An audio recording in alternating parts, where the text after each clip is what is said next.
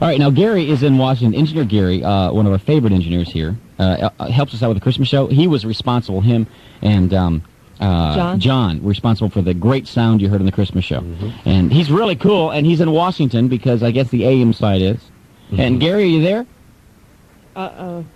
Hey, Brian. Hi, Gary. Hey, dude. Where are you right now? I am at the Media Center, which is about 100 feet from where the president will be inaugurated. And is there electricity in the air, Gare? Oh, man, it is a buzz. There is close to, in Mark and Brian terms, 3.5 billion people. Well, then. Wow. We understand that language. Expected more to show, frankly. Oh, man, it is just amazing. Have you seen the Bill Cat? Bill Cat has been about town. This entire town is a buzz. I mean, it's a gridlock situation as far as taxi cabs and cars.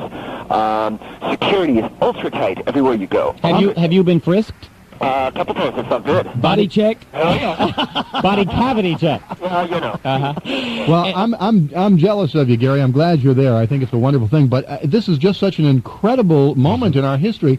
All the excitement. I mean, there's a real nationwide feeling, with some exceptions, actually. But I mean, there's just this joy and excitement. Everybody wants to be involved. More so than in any presidential inauguration in many, many years. Now, could we compare this to John F. Kennedy's inauguration? Is this bigger than John F. Kennedy's inauguration? Certainly costlier and certainly a bigger production. Historically, it is bigger, I think. Definitely, Gary, because, he's a young president for the first time in a very long time. Well, since Kennedy. Yeah. I tell you what, it's difficult to gauge because, again, the entire city here is abuzz. I mean, it is just Bill this, Hillary this, the souvenirs, the media, So everybody's walking around going, hey, Hillary this! Wow.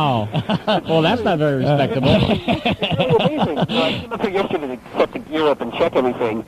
And I looked out, and all of a sudden, I saw the podium. And you see the glass where, they've got the bulletproof glass and the microphones and the red carpet. And they're out there stapling the carpet down. And all of a sudden, you're thinking, my God, this is so unreal, yet it is so real at the same time. Sure. Gary, have you yourself stood by or yet seen within, say, 50 feet a major star? Oh, yeah. Tell us. Well, you know what? I sat about two rows down and talked to Woody Harrelson on the way over here. The Woodcat. Woodcat, and then Kenny G and I bonded at the baggage collection facility. Where are you going with this?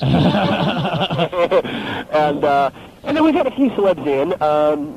Nothing too extraordinary, but good. All right, now look, as far as the Ken and Barkley show, whatever star they get, we want. Yeah, okay. All right, so you do that for us. Yeah, okay. But you went to the big concert at the Lincoln Memorial Sunday night. Oh, God, yeah. Wow. Which was just, the fireworks and the reflecting pool and everybody in the audience singing and, the whole thing is just, it's really unbelievable. And so, all darn cold here right now. Is it? Can I just tell you that I'm just not going to have any toes. What time will the actual inauguration, when Bill Clinton steps up and takes his vow, what time is that physically? We're looking at about 12:05 Eastern. Eastern, well, 9:05. Which is 9 or so, You probably have heard already, Gary, but we've changed that. It's going to happen around between 7:30 and 8. Right. Okay, good. Yeah. It's actually, and we're going to be broadcasting it here on the program. Right, so be ready, Gary. That's super because I'm sure Bill will be around for that. Yeah, well, we've already talked to him. He knows. He's handled. Like I say, we've got the Marine Band immediately below the presidential platform. They're beginning to assemble right now. Are there people in the chairs? Are they standing around waiting?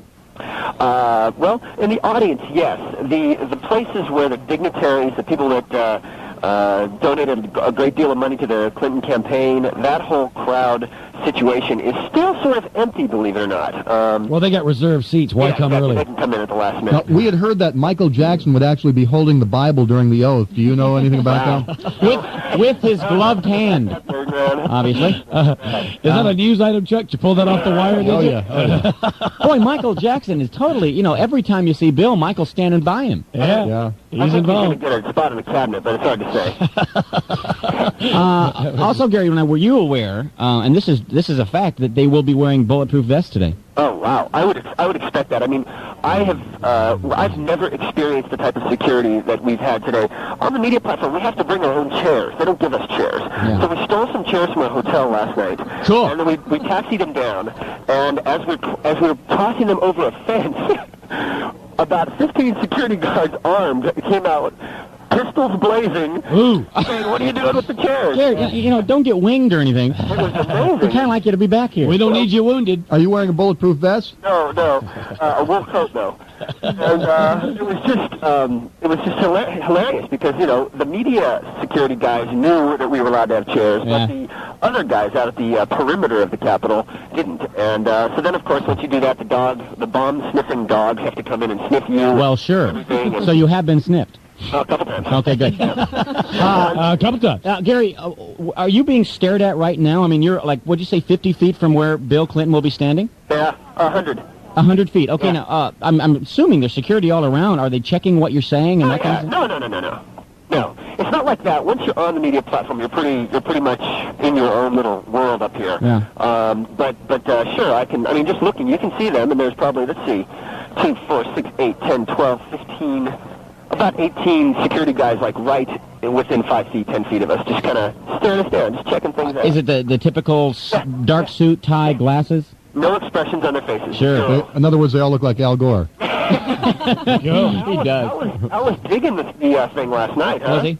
Yeah, he sure was. All right, now, Gary, give us a call back as we get closer to the event itself, and just another play-by-play. Done a fabulous job. What I might be able to do is we won't be quite as tied up with the AM side, or I won't be as tied up with the AM side while Clinton is speaking. So there might be a chance I'll be able to get back with you at that point. Cool. All right, well, And then maybe hold the phone out and Gary, let us tell you right now, Gary, you are frighteningly close to a Mark and Brian Listener Helper Merit Badge. Bitchin'. Yeah. I'll sew it to my bottom. Bitches.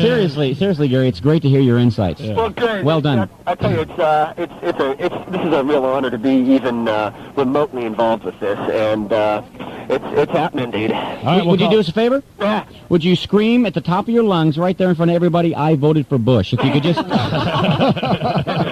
I'll give you $100 if you do that. Here we go. I voted for Bush. No, you're going to do it? Oh, come on. Now do it, Gary. And the photographer's right in front of me, all turned around. Okay. Forget it. All right, listen, buzz us back when you get a little closer to it. Roger, Houston. Thanks, man.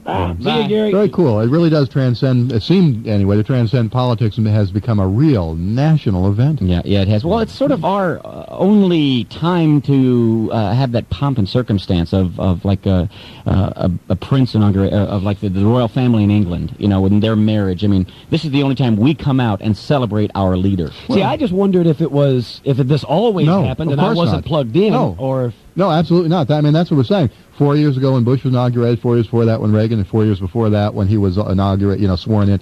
I mean, and Carter before that, I mean, it was a change in administrations and so forth, but there has not been this kind of groundswell of hope.